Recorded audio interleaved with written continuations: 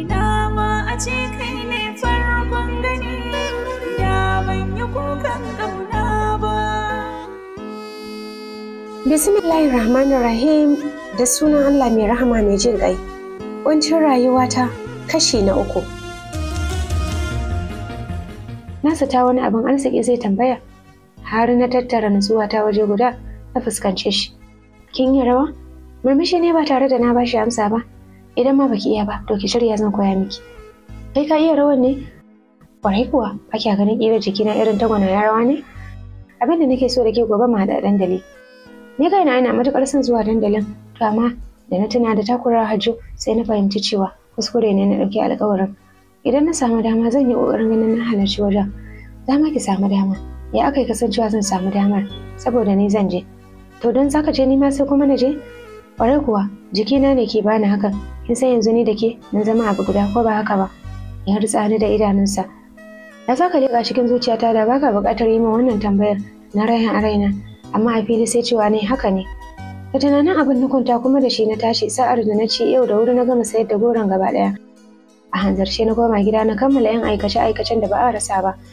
Ga ƙarin farin ciki na yau Hajjo ba ta gida, Ladi ce ta ara min tufafi a tamfa riga da zane da mayafi masu shuɗin launi. Yau ne ce har da kwalliyar samun guri. Sai dai bata yadda ta ara min takalmi ba don haka na sa na fita na nufi dandali. A cewar Ladi ita yau tana gida ba za ta je ba sakamakon ciwon kan da take yi. Dokin haɗuwa ta da Musa ne ya sa ni yin sauri har sau biyu ina yin tuntuɓe. Ina isa na taro wajen cike da samari da 'yan mata daga ɓangare daban-daban. Daga gefe kuma a masu kiɗan kalangu sun duƙufa sai aikinsu suke yi ba ƙaƙƙautawa. Don daga nesa na hangi Musa a cikin jerin samarin da ke tsaye suna fuskantar 'yan matan da ke ta faman tiƙar rawa ana rera musu waƙoƙi masu daɗin gaske kuma masu daɗin sauraro. Ganin Musa na kallon 'yan matan ya sa na ji wani tuƙuƙi ya taso daga zuciyata wanda ya je ya tokare min maƙogwaro na. Me yasa yake kallon wasu matan ba ni ba? Ko wannan shine ake kira da kishi? Cikin hanzari na kawar da wannan hasashen bayan da wata zuciya ta kira ni da suna sha. To idan har ba idanuna nake zolaya ta fito a duk faɗin samarin da ke wajen babu wanda shigarsa ta kai ta Musa kyau. Gani ne ya zama wani daban kamar farin wata a cikin taurari. Hakan ne yasa na ji wani daɗi ya lullube ni. Shi ma kalle na ga yana ta faman yi, ina kyauta da zaton ni yake dubawa. Anya ko tunani na baya neman zaƙewa wajen yin nisan kiwo a jirgin yawo na tunani? Shin anya ban zarme da yawa ba kuwa?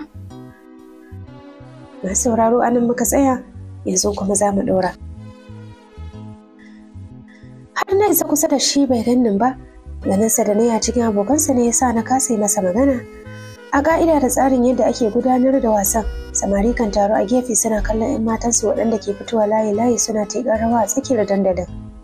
Wanda da zarar saurayi ya hangi budurwarsa a tsakiyar wajen, yakan yi wuf ya ce ya so liƙa mata kuɗi a goshi. Ba ƙaramin abin alfahari ba ne saurayin ke hakan, domin nuni ne da irin tsantsar ƙaunar da yake miki. Ko da kuwa kuɗin da zai liƙa ba wani mai yawa ba ne. A wasu lokutan har gasar rawar gaɗa ake yi a dandalin. Na tsaya na ƙura Musa ido na ɗan wani lokaci, har yanzu dai bai ganni ba. Ni kuma ban ƙarasa ne masa magana ba. Bayan ya gama 'yan dube-dubensa ya mayar da hankali ya ci gaba da kallon 'yan matan da ke rawa a tsakiyar dandalin, waɗanda jefi-jefin samari ke zuwa su ne musu liƙi. Ba tare da ɓata lokaci ba na ɗauki matakin da nake ganin ta haka ne kawai zai iya gane cewa na zo wajen. Kai tsaye ni ma na shiga layin 'yan matan da ke jere sahu-sahu suna ratsawa ta tsakiyar dandalin suna rawa, duk da na san cewa ni ba wata rawa na iya ba. Tunda na shiga layin nake ta satar kallon Musa, har yanzu bai ganni ba dai. Akwai alamun rashin jin daɗi a fuskarsa, wataƙila ya yi tsammanin kwata-kwata ba zan zo ba. Sannan a hankali har layin rawa ya zo kaina, ina bayyana a tsakiyar dandalin kunya ta lullube ni, saboda yawan kallo da kuma rashin sabo. Don wannan ne karo na farko da na biyo jerin masu rawa, ko da idan na samu damar zuwa ina cikin layin 'yan kallo, amma kuma yau mai kallo ta tsinci kanta a sahun waɗanda ake kallo. Sai da na yi matuƙar daurewa kafin na iya yin rawar ina mai jin jiri kamar zan faɗi. Wataƙila har yanzu Musa bai shaida ni ba. To ya za a yi ma ya shaida ni bayan kullum cikin tsummo kara yake gani na? Kafin na gama zancen zuci ban yi abu ba kawai sai ganin Musa ne a gabana tsaye dab da ni. Ji ne kamar lokaci ya daina tafiya. Da yin rawar ne kawai na tsaya muna kallon juna ido da ido. Ni ƙoƙarin sun koyar da kai ko na kalli gefe. Amma ga mamaki na sai na ji kamar wani magana isu ne jona idanun namu har sai da na so na manta a tsakiyar dandali nake a tsaye. ji ne kamar duk duniya babu kowa sai 'yar almajira da ɗan gaye. Hatta karar kiɗan kalangun da suwar samari da 'yan mata duk sai da na daina jin su na tsawon wasu sakannin. Musa ne ya katse wannan yanayi ta hanyar yi min yayyafin kuɗi sababbin naira 10 sannan shi ma a lokaci guda ya soma bin sautin kiɗan yana ɗan rausayawa. Sai a lokacin sautin kiɗan ya dawo kunnina. Ni ma kawai biye masa ne da ci gaba da girgiza kafaɗata a matsayin rawa. Suwar 'yan mata da samari ta cika dandalin. Bayan kammala cashewa, wata ƙawata wacce abokiyar tallata ce a kwanakin baya, sai da ita ba goro take sayarwa ba, tallar rogo take, sunanta Abu, ta ja ni gefe. Safinatu, wanda ne saurayin da kike bani labari? Ta tambaye ni alamun mamaki bai na garara a fuskarta. Shine ko kin taɓa ganin sa? Na taɓa ganin sa? Wace irin magana ce wannan? Haba Safinatu, idan ba shashanci irin naki ba, a duk faɗin garin nan wane ne bai san Musa ba? Me kike nufi? Kin san shi ne? Ki yanzu duk yawon da muke ki san Musa ba? To ta ya zan san shi? Mahaifinsa shine Haladu Mai Doki. Haladu Mai Doki? Ai kuwa na san sunan. Shine fa sarkin noman garin nan. Mahaifinsa fa ba karamin attajiri ba ne. Gaskiya Safina ta kin dace da saurayi. A tsaye a wajen ta tafi ta bar ni zuciya ta cike da mamaki. Idan har abin da ta faɗa gaskiya ne, me zai sa ɗan attajiri ya rasa wacce zai ke kulawa sai irin almajira? Safinatu, ina so da nemi wata alfarma a wajenki. Musa ya ce da ni a lokacin da muka zo rabuwa. Ni har na isa a nemi alfarma a wajena? Har kin yi yawa. Ni din? Kwarai kuwa. Ya kike ɗaukar kanki ne? Yadda kowa ke kallo na. Ya kenan, yar almajira. Ya yi murmushi. Ni kina da daraja ta musamman a wajena. Daɗin maganar har sai da ta sa ni murmushi. Kin iya murmushi. Rufe fuskata ne da hannu. Ruwa zaki min? Na sauke hannuna. Ya sa na iya yi maka rowa? To gashi ina son na nemi alfarma, kina yi min hanya? Wace alfarma? Ya sa na samu ganinki. Wani irin gani kuma? Bayan kullum sai ka ganni. Ya murmushi. Ba irin wannan ganin ba. Wani irin gani? Gani na musamman. Gani na musamman? Yaushe? Yau da daddare. Shiru ne na tunanin abin da zan ce babu wanda ya taɓa zuwa gidanmu ya aika aka kira ni in dai ba kunu ko goro zai siya ba. Anya ko Hajjo za ta amince a zo wajena? Ko ba kya son na kawo miki ziyara? Ina so mana, to amma na ga kin yi shiru. Na ga kullum muna haɗuwa. Martaba da darajar dalilin da yasa nake son ganin ki yafi ƙarfin da tunkare ki da maganar akan hanya. Don haka nake so yau na zo har gida na same ki mu tattauna. Da yaushe za ka zo? Bayan salar isha, to sai ka zo. Gida na da fa zuciya ta cike da farin ciki. Wani irin gani na musamman Musa ke son yi min? Tunanai da irin rawar da muka yi tare. Na tuna da liƙin kuɗi da ya min. Na tuna da daddaɗar hirar da muka yi a yau. Na so a ce Musa a gidanmu yake. Tabbas da ba zai bari Hajjo take dukana ba. Ina isa ƙofar gida gabana ya faɗi. Yau har wankan dare ne. Tufafin da na fi ƙauna a cikin kayana na zaɓo na sa duk da cewa sun so mu fita daga hayyacinsu don tsufa. Jiransa na zauna yi bayan kammala aikace-aikacen da na saba yi a kowane dare. Zuciya ta cike da zulumin. Wai ni ma na zama 'yan mata? Za su waje na zance? Ikon Allah, wai na kwance ya faɗi. Ina idar da sallah ya shayi ƙawata 'yar malam Kalla wato Bintu ta shigo ta same ni fuska ta cike da fara'a. A duk lokacin da na kalle ta nakan tuna da irin cin zarafin da mahaifinta ya nemi ya min, Allah ya kubutar da ni. A yau ma sai da tunanin malam Kalla ya faɗo min. Na yi wofi na yakice shi domin yau ba ranar baƙin ciki ba ce. Me ya faru na ga sai murmushi kike yi? Na tambaye ta. Sai da ta ɗan yi jim kafin ta bani amsa. Ban samu damar halartar dandali ba, amma an bani labari. Labarin me? Ta harare ne. Kada ki raina min hankali. Kin san kowa ya samu labarin irin cashewar da kuka yi? Cashewa kuma? Har ma da irin barin kuɗin da ya dinga miki. Murmushi kawai ne, wani kallo na ƙurilla ta fara min. Au har kwalliya kika yi haka? Bintu kin fiye tsokana. Ba zancen tsokana ba. Wannan kayan naki ai na san na ƙasan adaka ne. Jiran sa kike ko? Wa nake jira? Ta kuma harara ta kafin ta yi min magana cikin raɗa-raɗa. Mutumin ne ya aiko ni. Wa kenan? Kin ji ki da wata irin tambaya. Idan ba Musa ba wane ne zai? Yana ƙofar gida? Ya ce ki zo. Sau da yawa a ire-iren waɗannan lokutan Bintu kan zo mu ɗan yi hira idan za ta tafi har can hanya nake raka ta. Don haka na san yau ma ta zo ne don ta yi min maganar labarin da aka bata na rawar da muka yi a dandali. Kuma tana zuwa kwatsam ta haɗu da Musa. Hakan ne yasa ba ɗan aiki ya aiko ba balle a gidan a gane cewa an zo waje na zance. Don haka sai na bi ta muka fita tare a zuwa rakiya zan yi mata. Muna zuwa Soro ne tare da min Safinatu na samu wani labari. Wani labari game da Musa. To ina jinki. A duk cikin samarin garin nan, Musa ne kaɗai ya je karatun boko a birni. Tun kafin mu fita kofar gida da daɗin ƙamshin turare ya so yi mana marawa. Rakaɓe yake daga can gefe jingine a jikin bango kofar gidanmu. Muka yi sallama da Bintu ta tafi. Ƙamshin turaren na ƙaruwa yayin da farin ciki ke haɓaka a zuciyata. Haka na ƙarasa wajensa. Dogayen fararen tufafi ne a sanye a jikinsa, duk da cewa babu hasken ƙwan lantarki sakamakon wahalar wuta da ake. Hakan bai hana ni ganin annuran da ke fuskarsa ba. Ashe dai da gaske za ka zo. Ga zahiri kin gani? Lalle kuwa, ko har kin manta?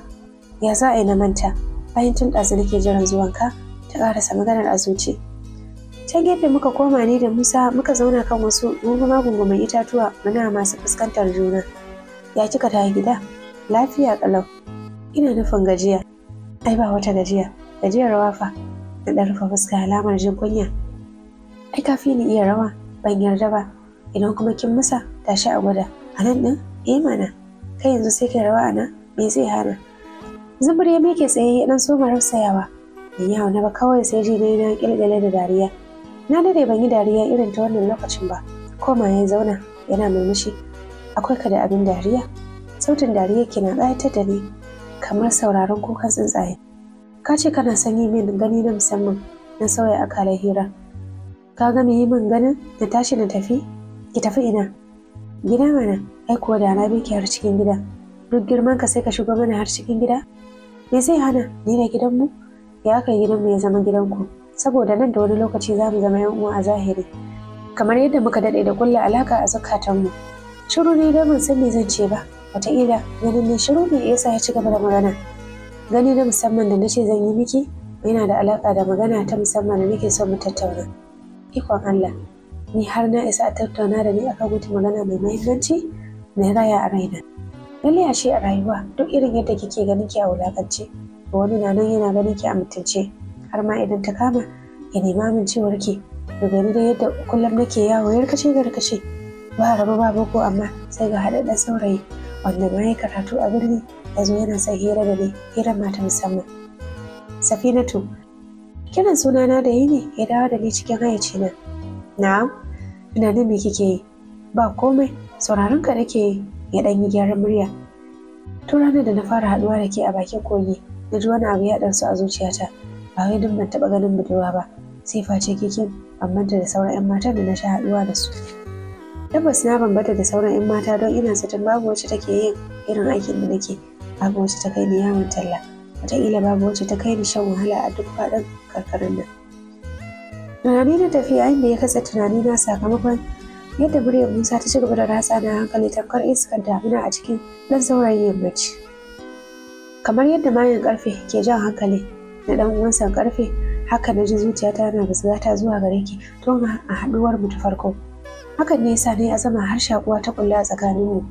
Safinatu, na tsinci zuciyata na yawan saƙe-saƙe game da ke kyakkyawa ce, kuma ƙwaƙwalwata na yawaita tunaninki, farin ciki da lullube ni a duk lokacin da na ganki. Duk wani takaicin duniya kan ƙaurace min idan muna tare.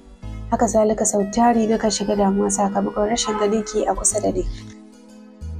Ni ma ai haka na raya a raina. Jin kalaman nasa nake kamar baitukan waƙar soyayya mafi daɗi da aka taɓa rerawa a tarihin waƙoƙi. Wataƙila kalaman nasa su suka fara dasa min tubalin da nan gaba zan tsinci kaina a matsayin mai rubuta littafi. Safinatu, da farko ban san dalilin da yasa na tsinci kaina cikin wannan yanayin ba, sai daga baya na gano bakin zaren. Dalilin zuwa na kenan don na bayyana miki sirrin da ke raina. Shiru ya ɗan yi yayin da muke duban juna a cikin hasken farar wata. Muryarsa na yi min daɗin sauraro. Maganganunsa na ratsa ni, a nuna fuskarsa na haskaka tawa fuskar. Safinatu, ba zan ɓoye miki irin yadda zuciyata ke begen ki ba. Komai naki na burge ni, ko da ko kunu da goron da kike siyarwa ne.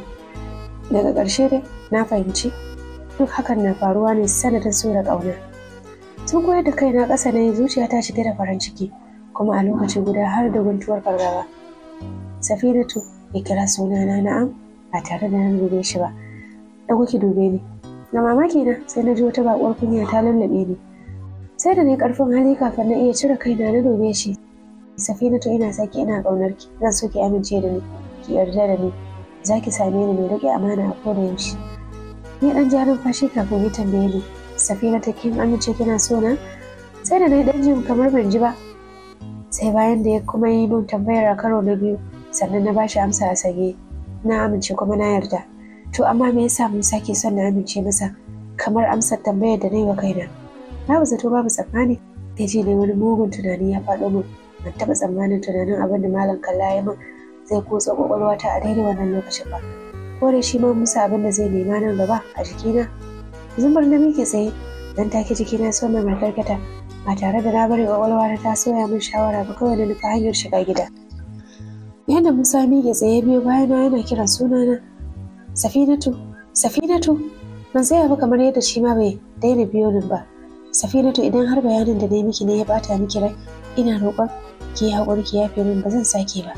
Tunda nake a rayuwa ta fa ke ce mace ta farko da na taɓa furtawa na cewar ina son ta, kuma ke ma na faɗa miki ne don ganin yadda abin ke galabaitar da ruhina. Ban saurare shi ba, kawai na ci gaba da tafiya ta, shi kuma ya ci gaba da bi na. Safinatu, kina so ki jefa rayuwa ta cikin kunci? Kina son yau na kasa yin bacci? Cik na tsaya ba tare da na waiwaya ba. Zagayowa ya tsaya a gabana. Ya za a yi nasu haka wanda ya furta min gwalagwalan kalamai masu sanya zuciya. Ya za a yi nasu ka kasa yin bacci alhali na san a yau zan yi bacci har da bin shari. A zuci na ayyana haka. Idan ma ke son tayar min da hankali da ki yi haƙuri, ko da wasa ba na son ganin ki cikin damuwa. Alamun da na gani a fuskarsa ne ya tabbatar min da sahihancin maganarsa. Tabbas da gaske yana so na. Me ya faru? Ki yi min magana mana. Wani abu ne ya ɓata min rai. Wani abu ne ya ɓata miki rai? Zuwan da ne ya ɓata miki rai? A'a, bayanin da ne ya ɓata miki rai? Babu ko ɗaya daga ciki. To menene ya ɓata miki rai? Sai da na ja dogon numfashi kafin na bashi amsa. Tunanin abin da Malam Kalla ya min. Malam Kalla? Wane ne Malam Kalla? Aminin mahaifina ne. Me ya miki? A takaice na bashi labari. Ya ɗan yi shiru yana jimami. Amma dai wannan an yi tsohon banza mara mutunci. Gaba ɗaya shiru muka yi tsawon wasu tsirarin sakanni. Safinatu, kina zaton ni ma ina da irin halin Malam Kalla ne? A'a, kawai dai tunanin da ya faɗo min. A duk lokacin da abin ya faɗo min nakan shiga damuwa mara misaltuwa. To ki yi haƙuri. Yi ƙoƙari ki cire abin daga ranki. Ta wace hanya? Ta hanyar yin biris da tunanin a duk lokacin da ya faɗo miki mana. Ni da shi duk muka ɗan yi shiru. Ina son ki fahimci so suna ya tara. Akwai so da ƙauna, akwai so da cuta. Akwai son wucin gadi, akwai son fatar baki. Son da nake miki ingantacce mai marar albindana. So nake na aure ki. So kake ka aure ni? Waya ga 'yar almajira ta zama mata aure. Safinatu, ina so ki zama matata. Zaki da so koyar da kaina ƙasa. Zaki amince ki zama matata? Murmushi kawai ne ba tare da na iya cewa komai ba. To masu sauraro, bari mu dakata a nan. A cikin wannan littafin da muke karanto muku, wato littafin kuncin rayuwata na marubuciya Salma Abdullahi Yarima, a cikin wannan zazzafar tasha da muke nishadantar da ku, wato tashar Farkon Gani TV, tare da ni Nabilan Silab and SNS, wacce nake ƙara tuni kan cewar dai a daure a danna mana subscribe, a taɓa lakin tare da lasa alamar ƙararrawar sanarwa dai mai sauraro. Kar a manta, Farkon Gani TV taku ce. Bisalam, mun gode. Inda ke zuciya ba za ta dashe